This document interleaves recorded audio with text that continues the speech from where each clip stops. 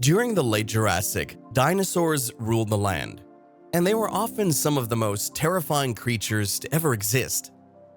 This era is often seen as a golden age for supersized sauropods and meat-eating theropods.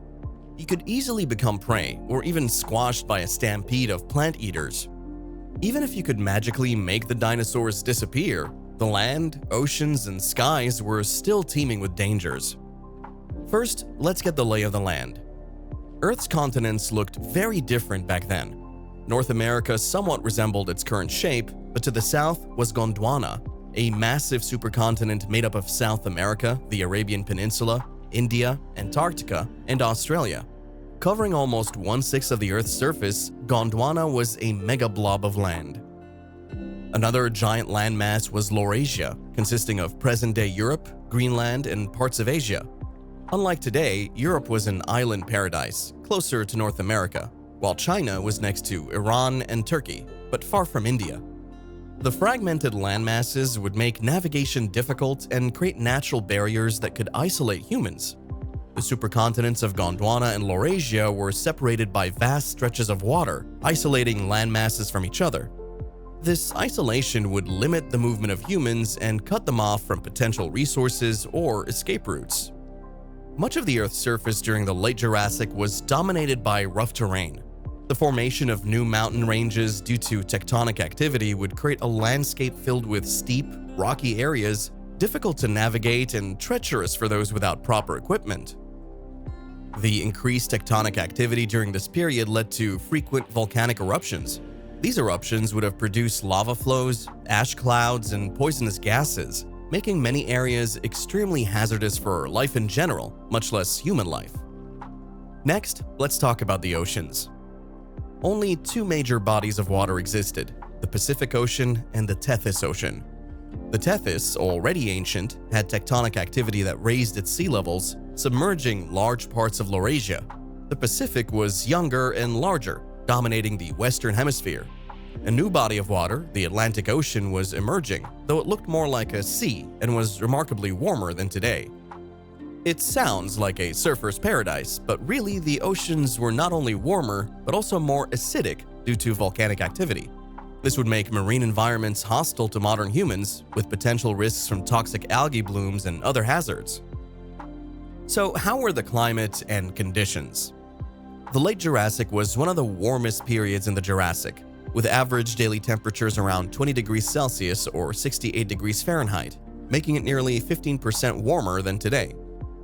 Dry biomes like deserts and savannas were very common, especially near the equator. Surprisingly, the polar regions were temperate, lacking ice sheets or glaciers, making them lush and full of life.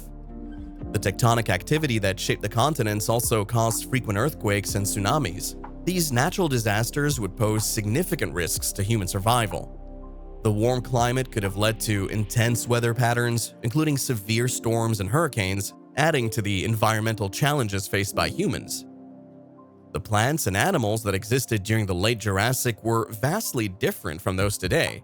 Humans would struggle to find familiar and safe food sources, leading to potential starvation or poisoning from unfamiliar flora. You might even struggle to find the right elements for tool and habitat production, and it would take a lot of trial and error during a time when mistakes could be deadly. By now, you might be wondering about dinosaur diversity. Dinosaurs thrived and diversified like never before. The Morrison Formation in North America was a hotbed of dinosaur activity, home to over 40 species, including 10 different theropods like Allosaurus, Ceratosaurus, and Saurophaganax. These theropods roamed the landscapes in search of prey, and humans would be an easy target. Herbivores like Stegosaurus and Myrmecia were well equipped to defend against these predators, using thagomisers and armor. Therefore, even these dinosaurs wouldn't be like meeting random domesticated cows or even a wild moose, which are already dangerous in their own way. Encounters with these massive creatures would be almost certainly deadly due to their size and defensive behavior when confronted with a weird-looking human. We could be like a spider that they squash just out of pure panic. But there was other fauna too. Non-dinosaurs flourished. Crocodiliforms and mammaliforms were present, with the latter showing a mix of gliding, climbing, and semi-aquatic adaptations. Crocodiliforms could stage ambush attacks like modern crocs and alligators. You may just want a drink of water at the local watering hole, but you would accidentally become some lizard's lunch. Pterosaurs dominated the skies, with some like Leucognathus having wingspans of 3.6 meters or 12 feet. Arguably, there is no modern bird that can pick up a decent-sized human and fly away. However, many pterosaurs were carnivorous and might see humans as potential prey. Large pterosaurs like Quetzalcoatlus and Hadzagoteryx had the size and strength to pose a serious threat. They could use their sharp beaks and claws to inflict severe injuries. Even non-predatory pterosaurs could become aggressive if they felt threatened or were protecting their nests. They could use their beaks and claws to defend themselves or their young. There are almost certainly microorganisms that existed at that time unknown to humans today that could be deadly. These range from bacteria and viruses to fungi and protozoa.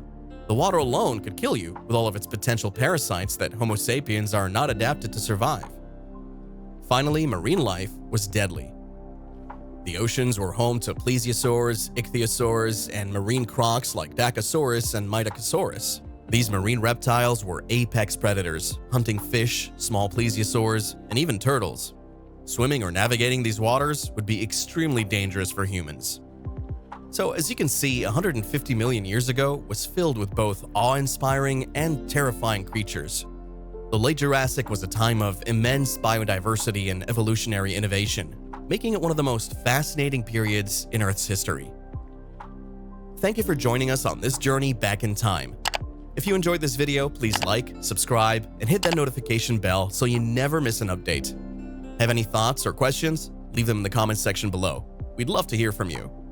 Until next time, keep exploring and stay curious.